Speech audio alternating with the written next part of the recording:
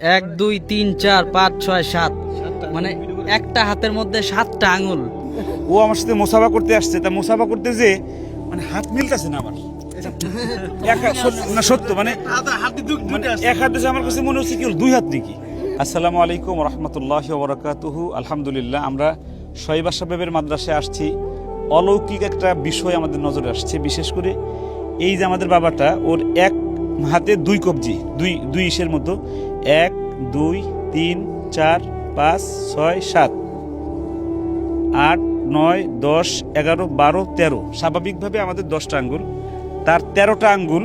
এটা আমার কাছে মনে হয়েছে যে আমি এই জীবনের প্রথম এক হাতে দুই হাতে 13টা আঙ্গুল দেখেছি, এক হাতে 7টা।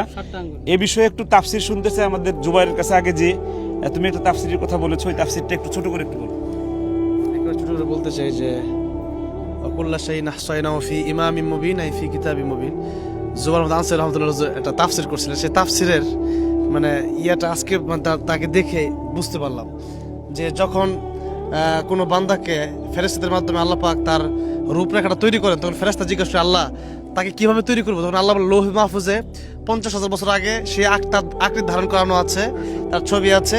তার আঙ্গুল কি হুজুর এইভাবে বলছিলেন, তার আঙ্গুল কি 5টা হবে না 6টা হবে না 7টা হবে, কারো আঙ্গুল 6টা 7টাও থাকে।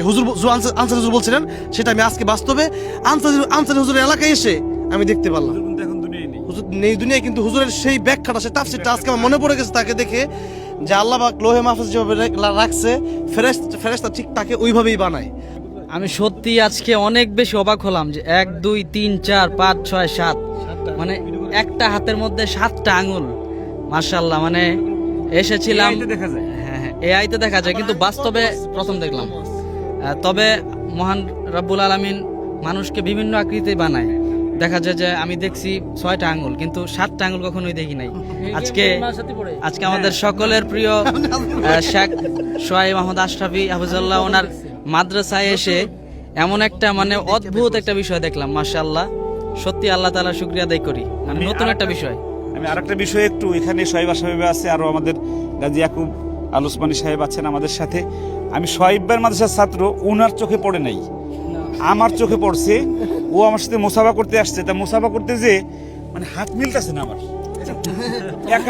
না সত্য মানে এক হাত দিয়েছে, আমার কাছে মনে হচ্ছে কি দুই হাত নাকি। পরে আমি ধরে দেখি না দুই হাত না, একই হাত, কিন্তু আঙ্গুল বেশি। তো আমি আল্লাহর কাছে আসলে আল্লাহ আমাদেরকে কত সুন্দর করে বানিয়েছেন, আমার এই বাবাটাকে একটু বেশি আঙ্গুল দিয়ে আল্লাহ রাব্বুল আলামিন বানিয়েছেন। এটা আল্লাহর নিশ্চয়ই এর মধ্যে কোনো হিকমত আছে। আমি দোস্তর মাদ্রাসার ছাত্র সোহাইব আশরাফি সাহেব, তোমার আজকে দোস্ত আমরা যে দেখলাম, তুমি দেখো না, এটা তোমার কেমন লাগছে একটু বলো। আমি প্রথম দেখছি তো, আর এখানে সবচেয়ে বড় আশ্চর্য বিষয় হলো আপনি যেটা তালাশ করে বাইর করছেন। না, এটা হলো ওনার একটা গুণ, হইলো কি ছাত্রদেরকে উনি যে খুব কেয়ার করে, এটা তার বাস্তব প্রমাণ। আমার মাদ্রাসার ছাত্র, অথচ আমি এগুলা দেখি নাই, আর উনি এটা তুকায় বাইর করছে। আর ছাত্র সে নতুন, পুরাতন হলে তো আমার চোখে পড়তো। সব ছাত্রের সাথে আমি কথা বলি, মাঝে মধ্যে এদেরকে নিয়ে বসে ভিডিও করি, কথাবার্তা বলি। আমি প্রথম দেখছি, তোমার নতুন আসছে। আবার এই দৃশ্যটা আমরা এই কাইমুল্লাহ ভাইয়ের হাতে ধরা পড়ছে। সবাই ভালো থাকবেন, সুস্থ থাকবেন। আল্লাহ রাব্বুল আলামিনের যে নিয়ামত আমাদেরকে দিয়েছেন, এই নিয়ামতের শুকর আদায় করে আল্লাহ রাব্বুল আলামিন সবাইকে তৌফিক দান করুক। সকলে বলে আমিন।